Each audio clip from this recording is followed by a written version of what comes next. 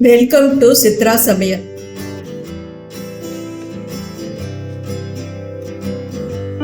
இன்னைக்கு நாம ஒரு கப் அவல், ஒரு மூடி தேங்காய் இருந்தால் 5 நிமிஷத்தில் சட்டுன்னு இந்த ஸ்வீட் செஞ்சிடலாம். அவல் தேங்காய் பருப்பி இது ஒரு வாரத்துக்கு கூட கண்டெய்னர் பாக்ஸில் வச்சு சாப்பிடலாம். வாங்க இதுக்கு தேவையான பொருளை நம்ம இப்போ பார்க்கலாம். ஒரு கப் அவல், நான் மெலிசா அவல் எடுத்துருக்கிறேன். நீங்கள் திக் அவல் இருந்தாலும் எடுத்துக்கலாம், சிவப்பு அவல் இருந்தாலும் நீங்கள் எடுத்துக்கலாம், அது உங்கள் பிரியம். நான் இன்றைக்கி மெலிசான அவல் தான் நான் எடுத்துருக்கிறேன். ஒரு கப்பு, 1.5 கப்பு சர்க்கரை, 1 கப்பு தேங்காய் துருவல், ஒரு 5-6 முந்திரி பருப்பு சின்ன பீஸாக கட் பண்ணி வச்சுருக்கிறேன், 1/4 ஸ்பூன் ஏலக்காய் தூள். இந்த பருப்பி எடுத்து ஊற்றுறதுக்கு ஒரு தட்டு வச்சுருக்கிறேன், நெய் தடவி. இப்போ நம்ம இந்த அவலை நல்லா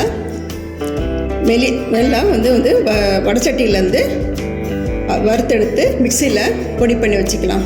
இப்போ நம்ம அவல் தேங்காய் பருப்பி செய்ய ஆரம்பிக்கலாம். இப்போ கேஸ் ஸ்டவ்வில் ஆன் பண்ணிவிட்டு ஒரு அடிகனமான வடச்சட்டி வச்சுக்கிறோம். வடச்சட்டி சூடேறட்டும். வடச்சட்டி சூடேறிடுச்சு. அடுப்பை சிம்மில் வச்சுட்டு அவளை நம்ம சவக்காமல் வறுத்தெடுத்துக்கலாம்.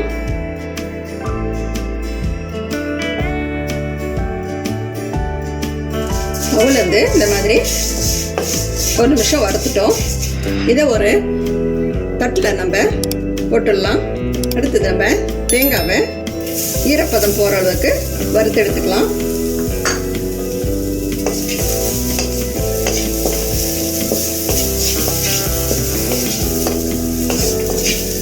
அடுப்பை ஸ்லோவில் வச்சுக்கணும்.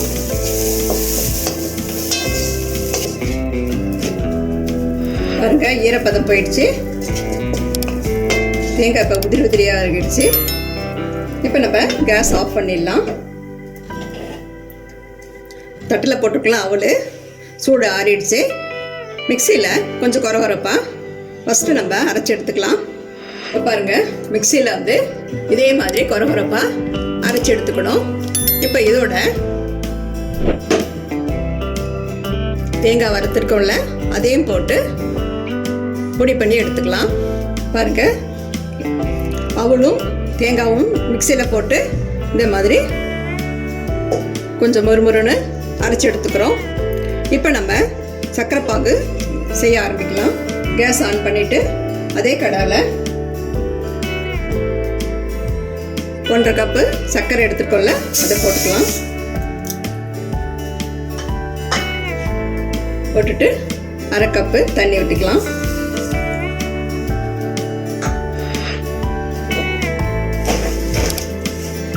சர்க்கரை கரையும் அளவுக்கு நம்ம ஹை ஃப்ளேமில் அடுப்பை வச்சுக்கலாம்.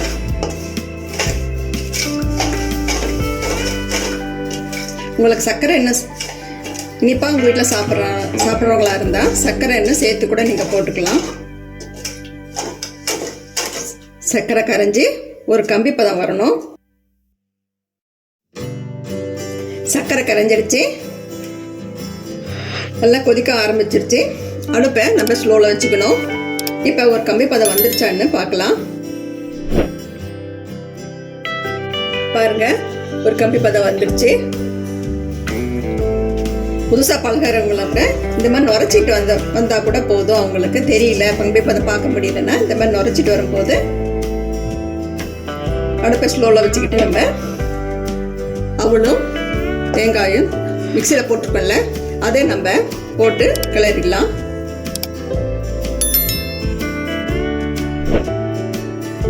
மகமன் வாசனையாக வருது.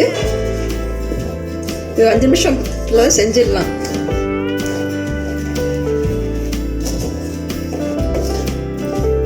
இந்த குழந்தைங்க பெரியவங்க இதை சாயந்தரம் கூட செஞ்சு கொடுத்தா கூட அவங்க விரும்பி சாப்பிடுவாங்க. சர்க்கரை பாவோட இந்த தேங்காவும் அவ்வளோ சேர்ந்து வேகட்டும். அடுப்பை ஸ்லோவில் தான் வச்சுக்கணும். நம்ம இப்போ லைட்டாக கொதி வர ஆரம்பிச்சுட்டு இப்போ வந்து ஏலக்காய் நம்ம போட்டுக்கலாம்.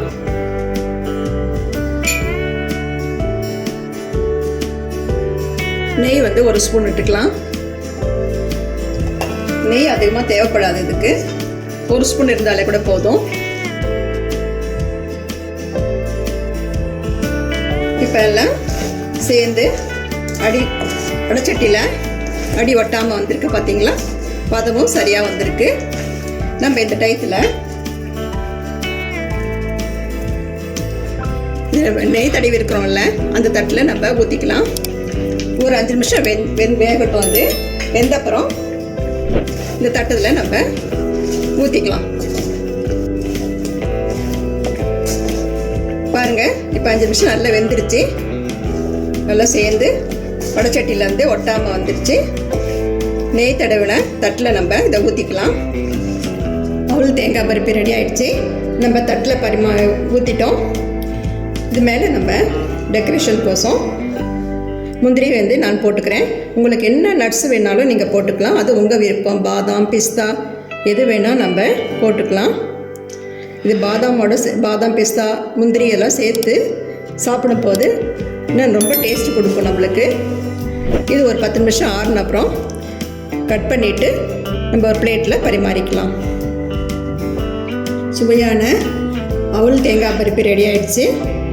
நம்ம கட் பண்ணி தட்டத்தில் நம்ம பரிமாறிட்டோம். நீங்களும் இதே மாதிரி உங்கள் வீட்டில் இதே அளவோடு செஞ்சு பாருங்கள். பாராட்டு நிச்சயம். இந்த தீபாவளிக்கு இதை செஞ்சு கொண்டாடுங்க. தீபாவளி நல்வாழ்த்துக்கள். இந்த வீடியோ உங்களுக்கு பிடிச்சிருந்தா சித்ரா சமையலுக்கு லைக் பண்ணுங்கள், கமெண்ட்ஸ் பண்ணுங்கள், சப்ஸ்கிரைப் பண்ணுங்கள். உணவே மருந்து. மிக்க நன்றி.